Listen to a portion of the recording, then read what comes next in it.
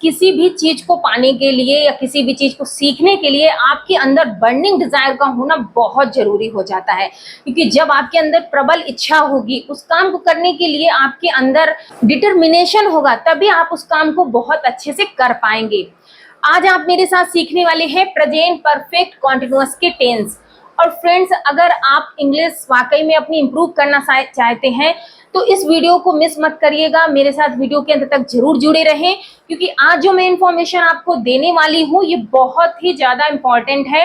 अगर आप इस पूरा वीडियो ध्यान से नहीं देखते हैं तो आप हमेशा ही टेंस में मिस्टेक करते रहेंगे, क्योंकि ये जो है टेंस हमारे, इनकी सिमिलरिटी प्रेजेंट कंटीन्यूअस से होती है। प्रेजेंट कंटीन्यूअस के टेंस में भी लास्ट में रहा है, रही है दिया गया होता है, और परफेक्ट कंटीन्यूअस में भी रहा है, रही है दिया रहता है। अगर आप वीडियो के अंत तक मेरे साथ जुड़े रहते हैं तो आज आपको ये क्लियर हो जाएगा कि दोनों में कॉमन डिफरेंस क्या है, और उस डिफरेंस को अगर आप पता कर लेते हैं तो आप लाइफ में कभी भी मिस्टेक नहीं करने वाले हैं और सेंटेंस को इजिली फॉर्म कर लेंगे।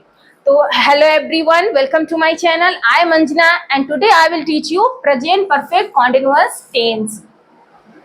फ्रेंड्स, अगर आपने मेरी वीडियो को अभी तक लाइक नहीं किया है तो प्लीज लाइक जरूर कर दें, और चैनल को अभी तक सब्सक्राइब नहीं किया है तो सब्सक्राइब जरूर कर दें, और पूरा वीडियो ध्यान से सुने और उसके बाद घर में इंग्लिश की प्रैक्टिस जरूर किया करें, जिससे कि सारे टेंस आपके स्पीकिंग के लिए आप इम्प्रूव कर लें और आपकी स्पीकिंग बहुत ही स्ट्रांग हो जाए।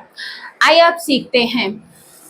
देखिए, पहचान तो हमने पता कर ली कि वाक्यों के अंत में रहा है, रही है, होता है, लेकिन मेन जो डिफरेंस हमें प्रेजेंट कंटीन्यूअस और प्रेजेंट परफेक्ट कंटीन्यूअस में देखने को मिलता है वो ये है कि प्रेजेंट परफेक्ट कंटीन्यूअस टेंस में समय भी दिया रहता है।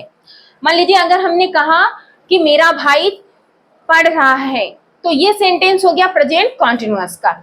अब अगर मैं बोलूं मेरा भाई 4 बजे से पढ़ रहा है, तो इस सेंटेंस में समय दे दिया गया कि 4 बजे से पढ़ रहा है, इसलिए ये सेंटेंस बन गया प्रेजेंट परफेक्ट कंटीन्यूअस टेंस का। तो फ्रेंड्स, अगर आप स्पीकिंग में इन सेंटेंस को यूज करने जा रहे हैं तो ये जरूरी नहीं है कि आपको टेंस पता ही हो कि ये कौन सा टेंस है, लेकिन हाँ, अगर आपको ये पता है ये कौन सा टेंस है तो फिर आपको उसको फॉर्म करने के लिए उसकी हेल्पिंग वर्ब का पता होना बहुत जरूरी है, क्योंकि प्रेजेंट कंटीन्यूअस में इन सेंटेंसेस में इजारेम का यूज होता है, और प्रेजेंट परफेक्ट कंटीन्यूअस में इन सेंटेंस में हैज बीन और हैव बीन का यूज होता है। तो ये बहुत इंपॉर्टेंट चीज है जो हमें याद रखनी होगी। और देखते हैं इनके रूल्स, अगर आप फॉलो कर लेते हैं, इन्हें अपने माइंड में सेट कर लेते हैं तो इस सेंटेंस बहुत इजीली आप बना लेंगे। थोड़ी सी ध्यान देने की जरूरत है।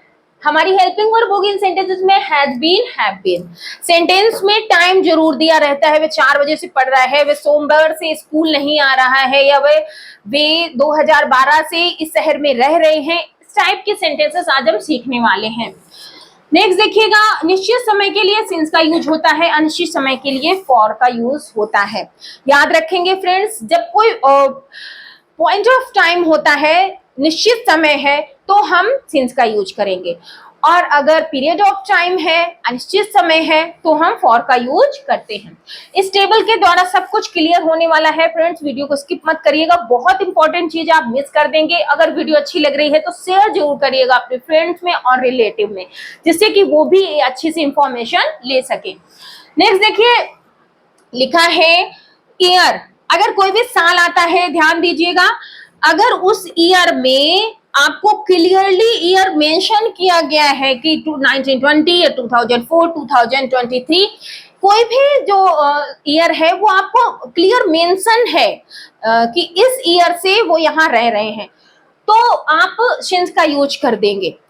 नेक्स्ट देखिए, अगर ईयर मेंशन नहीं है, डायरेक्ट उन्होंने बोला है कि 2 साल से, 10 ईयर्स से, 5 ईयर्स से, ऐसे वाक्य है अगर सेंटेंस में ये सब यूज हुआ है तो आप फॉर का यूज करेंगे। तो आपने देखा कितना कॉमन डिफरेंस है, बहुत ही जी माइंड में अभी आप सेट कर सकते हैं अगर आप ध्यान दें तो, कि अगर आपके ईयर का नेम मेंशन है, ईयर की डेट मेंशन है कि 2004, 23, तो आप सिंस का यूज करेंगे, और मेंशन नहीं है, केवल डायरेक्ट ऐसे 2 ईयर, 10 ईयर, 5 ईयर, तो आप फॉर का यूज करेंगे। इसी प्रकार आप देखिए डेज में, अगर डेज का नेम क्लियर है, यानी कि मंडे, संडे, ट्यूसडे, वेडनेसडे, जो भी नेम है, तो मेन नेम क्लियर है तो आप सिंस का यूज करें। और नेम नहीं मेंशन किया गया है, डायरेक्ट 2 दिन 4 दिन 6 दिन से 2 डेज 4 डेज 6 डेज दिया गया है, तो आप फॉर का यूज करेंगे। नेक्स्ट देखिए, मंथ का नेम मेंशन है, वही बात क्लियर हो रही है फ्रेंड्स। सारे वर्ड्स में यहाँ पे नेम मेंशन हो, आपका कोई भी डे हो, मंथ है, ईयर है, तो जनवरी फरवरी मार्च करके एक्सेट्रा और भी जितने मंथ हैं, अगर उनके नेम मेंशन है तो आप सिंस का यूज करें। अगर मेंशन नहीं है name, direct 1 month 6 month 10 month दे दिया गया है, तो आप फॉर का यूज करेंगे। बहुत ही इंपॉर्टेंट ये बात है, अगर आप एक बार अपने माइंड में इसको सेट कर लेते हैं तो लाइफ में आप कभी मिस्टेक नहीं करने वाले हैं। नेक्स्ट देखिए, जैसे कि हम बात करते हैं कि मैं पिछले साल से यहाँ पढ़ रहा हूँ या मैं पिछले महीने से यहाँ पे आया हूँ, तो आप last year, last month, last night का यूज करते हैं। तो आप क्या करेंगे, लास्ट नाइट अगर लास्ट मंथ का यूज हो रहा है तो सिंस का यूज करेंगे, और मॉर्निंग इवनिंग नाइट ऐसे करके ये शब्द दिए गए हैं तो भी आप सिंस का यूज करेंगे। अब देखिए, टाइम की बात आती है, जैसे कि एग्जैक्ट टाइम आपको बता रहे हैं कि 3 o'clock 4 o'clock, या वो 5 बजे से पढ़ रहा है, 6 बजे से पढ़ रहा है, 7 बजे, एग्जैक्ट टाइम पता है तो सिंस का यूज करेंगे। और अगर एग्जैक्ट टाइम नहीं पता है, घंटों में दे दिया गया है, 4 घंटे से, 5 घंटे से, या 10 मिनट से, 50 मिनट से, ऐसे करके आता है टाइम, तो आप फॉर का यूज करेंगे। तो देखा फ्रेंड, अगर आप थोड़ा सा दिमाग लगाएं, थोड़ा सा टाइम अपने आप को दें, तो आप बहुत जल्दी इनका डिफरेंस समझ लेंगे और कभी भी आपसे मिस्टेक नहीं होने वाली है। वीडियो के अंत तक मेरे साथ जरूर जुड़े रहें। अब मैं आपको सिखाऊंगी कि इनके टेंस कैसे फॉर्म करते हैं। अब हम सीखेंगे कि प्रेजेंट परफेक्ट कॉन्टिन्यूअस के टेंस कैसे बनाते हैं।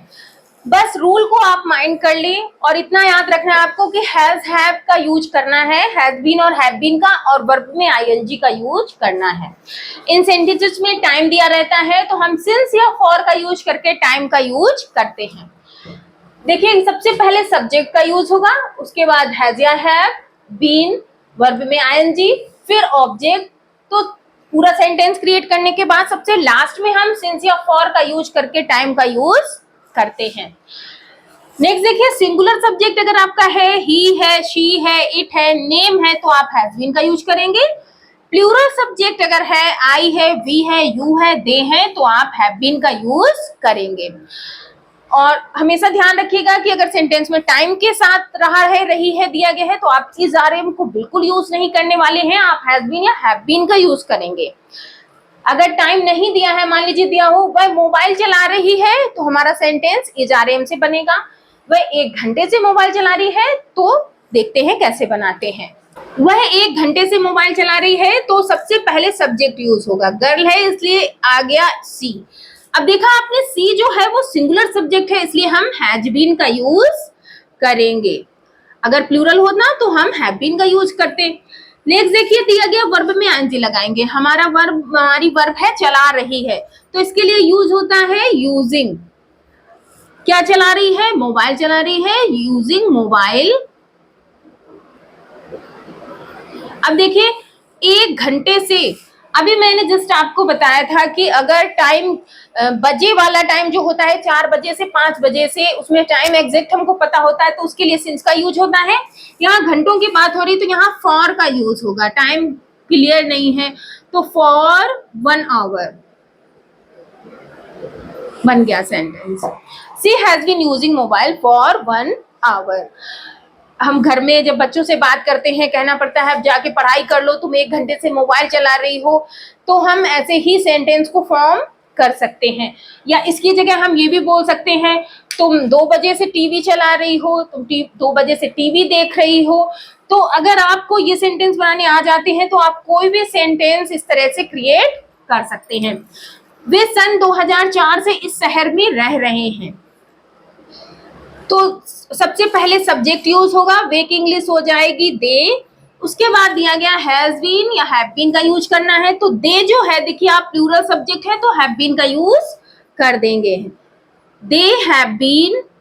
अब उसके बाद हमें वर्ब में आईएनजी लगानी है। वर्ब हमारी है रहना, रहना की इंग्लिश होती है लिव, उसी में हम आईएनजी यूज करेंगे तो लिविंग हो जाएगा। दे हैव बीन लिविंग, कहाँ रह रहे हैं, इस शहर में, तो सबसे ऑब्जेक्ट आ जाएगा इन दिस सिटी। इस शहर में, इन दिस सिटी। अब हम देखेंगे 2004 से। तो देखिए इन्होंने ईयर को मेंशन किया हुआ है, ईयर हमको पता है। अगर होता कि 4 वर्ष से रह रहे हैं तो हम फॉर का यूज करते, लेकिन यहाँ पे ईयर मेंशन है 2004 से, इसलिए हम सिंस का यूज करेंगे। This city since 2004। They have been living in this city since 2004. वे 2004 से इस शहर में रह रहे हैं। नेक्स्ट देखते हैं, मैं सुबह से खाना बना रही हूँ। कोई भी काम फ्रेंड्स अगर आपको बोलना है मैं सुबह से खाना बना रही हूँ, मैं तो सुबह से पढ़ रही हूँ, वह सुबह से आराम कर रहा है, इस टाइप के सेंटेंसेस कॉमन हम घर में बोलते हैं। तो फ्रेंड्स इन्हें बोलने के लिए आप याद रखेंगे कि आपको हैव बीन का यूज करना है। तो मैं की इंग्लिश हो जाएगी आई के साथ यूज होता है हैव बीन। आप याद कर ले, मैंने यहाँ पे नोट किया हुआ है। देखिए आई के साथ हैव बीन का यूज हो रहा है। आई हैव बीन, खाना बना रही हूं तो कुकिंग, वर्ब में आईएनजी का यूज तो जरूर ही करना है। Cooking the food. अब उसके बाद सबसे लास्ट में हम सुबह से, तो देखिए सुबह, रात और दोपहर, इनके लिए सिंस का यूज करते हैं। Food since morning.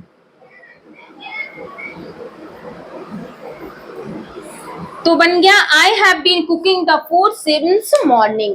वह सुबह से आराम कर रहा है। He has been taking rest since morning. ऐसे बना देते हैं। नेक्स्ट देखेंगे, मोहन 4 बजे से मुझे पढ़ा रहा है। कौन पढ़ा रहा है? मोहन। सबसे पहले मोहन की इंग्लिश आ जाएगी और ये सिंगुलर सब्जेक्ट है, इसलिए हम हैज बीन का यूज करेंगे। मोहन हैज बीन पढ़ा रहा है। हेल्पिंग वर्ब के तुरंत बाद मेन वर्ब आती है, तो टीचिंग यूज हो जाएगा। किसे पढ़ा रहा है? मुझे पढ़ा रहा है। Teaching me. कब से पढ़ा रहा है? 4 बजे से। तो देखिए यहाँ पे टाइम क्लियर हमको पता है कि 4 बजे से, इसलिए हम सिंस का यूज करेंगे। SINCE, since 4 o'clock। Mohan has been teaching me since 4 o'clock। बन गया सेंटेंस। नेक्स्ट देखते हैं, मैं 2 घंटे से तुम्हारा इंतजार कर रहा हूं। आपसे कोई मिलने आने वाला है और आप बहुत देर से वेट कर रहे हैं, तो हम ऐसे ही बोलते हैं तुम इतनी लेट आए हो। अब आपको कहना मैं 10 मिनट से वेट कर रहा हूँ या 1 घंटे से वेट कर रहा हूँ, तो आप कैसे बोलेंगे इंग्लिश में? मैं की इंग्लिश हो जाएगी आई, इसके साथ यूज होगा have been. I have been waiting for you. I have been waiting for you। 2 घंटे से, टाइम निश्चित नहीं है, टाइम का पता नहीं है कितने बजे से वेट कर रहा है, तो अनिश्चित समय के लिए फॉर का यूज करते हैं। For 2 hours।